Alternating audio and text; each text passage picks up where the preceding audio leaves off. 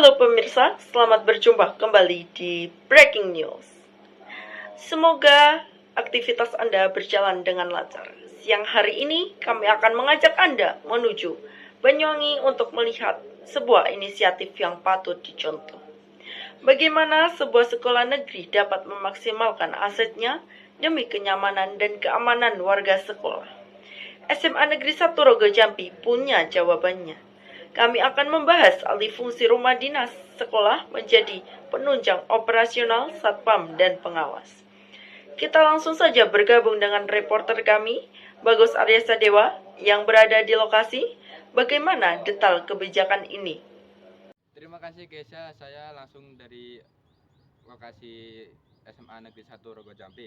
Dalam rangka menjamin keamanan dan ketertiban sekolah di SMA Negeri 1 Rogo Jambi, SMA Negeri 1 Rogo Jambi ini menyediakan rumah dinas yang bertujuan untuk mendukung satpam dan pengawas sekolah untuk menjaga 24 jam. 24 jam. Dalam rangka ini diapresiasi sebagai wujud nyata komitmen sekolah terhadap keselamatan dan kenyamanan warga sekolah di luar jam pelajaran sekolah. Nah, diharapkan untuk kehadiran petugas ini untuk keamanan di sekitar lokasi sekolah. Baik, segitu saja mungkin. Demikian, saya Bagus Arya Sadewa, kembali ke studio. Pemirsa, kita beralih ke berita tentang pertanian modern. Di tengah tantangan perubahan iklim dan kebutuhan akan pangan berkelanjutan, SMA Negeri 1 Rogo Jambi menunjukkan langkah inovatif untuk pengembangan kebun hidroponik di lingkungan sekolah. Baik, kita sudah terhubung dengan reporter kami, yaitu Timothy. Silahkan. Selamat siang pemirsa, saya Timothy Juabrilan Supriyanto melaporkan langsung dari SMA Negeri 1 Rogo Jambi. Di sekolah ini telah dibangun sebuah greenhouse atau rumah kaca yang menjadi salah satu sarana unggulan dalam kegiatan pembelajaran berbasis lingkungan.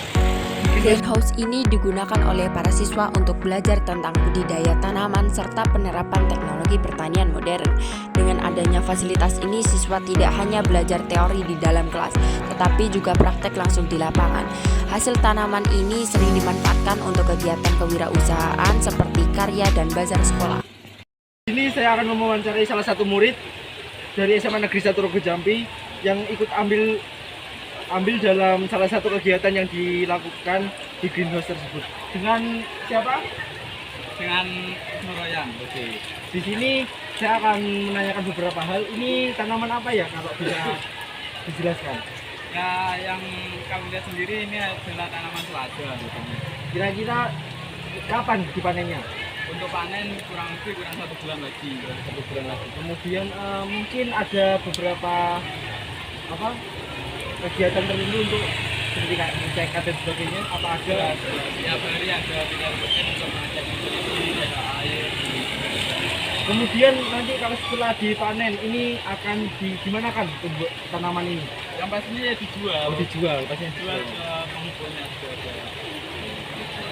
Baik pemirsa, di sini sudah dijelaskan oleh Kak Royan terkait tentang greenhouse dan tanaman yang sedang diolah di sini. Mungkin lebih jelas dan lebih akurat di sini.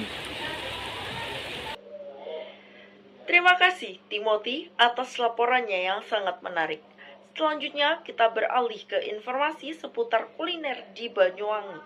Di tengah maraknya pusat perbelanjaan modern, sebuah pasar tradisional di Banyuwangi justru menawarkan pengalaman unik yang membawa kita kembali ke masa lampau. Bernama Pasar Wit-Witan. Pasar ini tidak hanya menjadi pusat kuliner, tetapi juga destinasi wisata yang menggerakkan ekonomi warga lokal.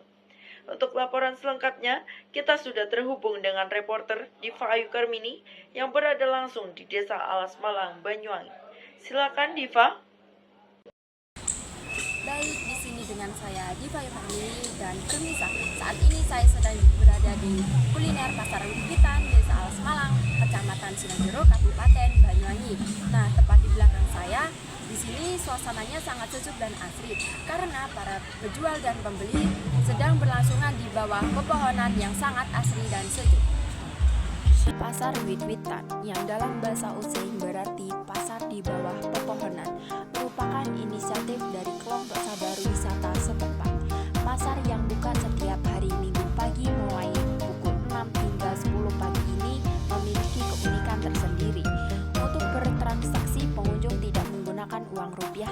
langsung.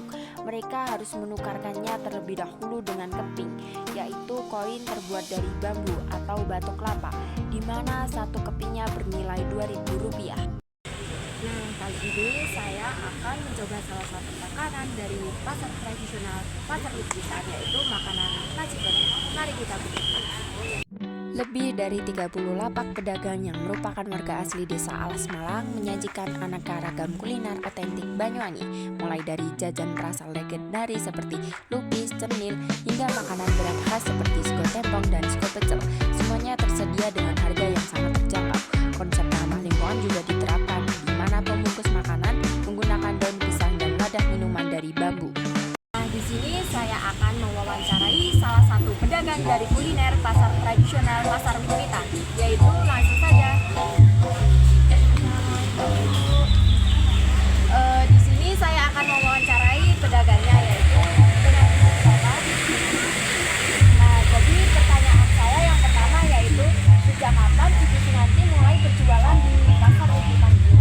Pasar Wit-Witan ini sudah ada sejak tahun lalu, yaitu tepatnya tahun 2019.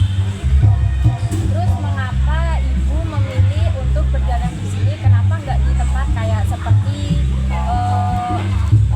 bazar atau di acara lain gitu kok? Itu ada yang unik, soalnya ini teman di bawah bangunan, jadinya ada kesan unik dan tradisional. Jadinya saya sangat suka sekali berjalan di sini. Nah, selanjutnya nih Bu, pertanyaan terakhir. Apa kesan Ibu terhadap kuliner Pasar Wit-Witan ini dan kesan kedepannya untuk kuliner Pasar Wit-Witan ini? Saya sih sangat menyenangkan ya jualan di sini. Jualan juga bisa meningkatkan Ibu. Dan kedepannya semoga Pasar Wit-Witan ramai terus.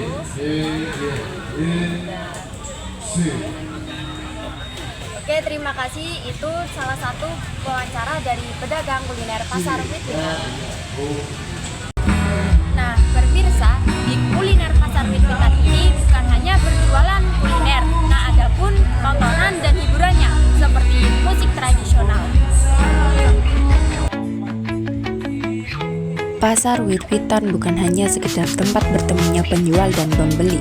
Ini adalah sebuah destinasi yang berhasil memadukan potensi alam, pelestarian budaya kuliner, serta pemberdayaan ekonomi masyarakat secara berkelanjutan. Sebuah contoh nyata bagaimana kearifan lokal dapat menjadi daya tarik wisata yang luar biasa.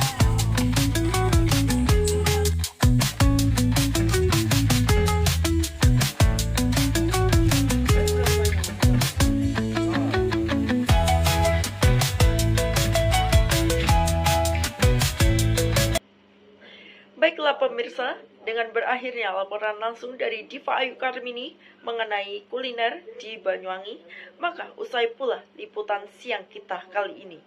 Kami mengucapkan terima kasih atas perhatian Anda. Tetaplah bersama kami dan pastikan Anda mendapatkan informasi terbaru dari sumber yang terpercaya. Saya Kesha Anggreni Arifin dan seluruh tim yang bertugas pamit undur diri. Selamat melanjutkan aktivitas dan sampai jumpa.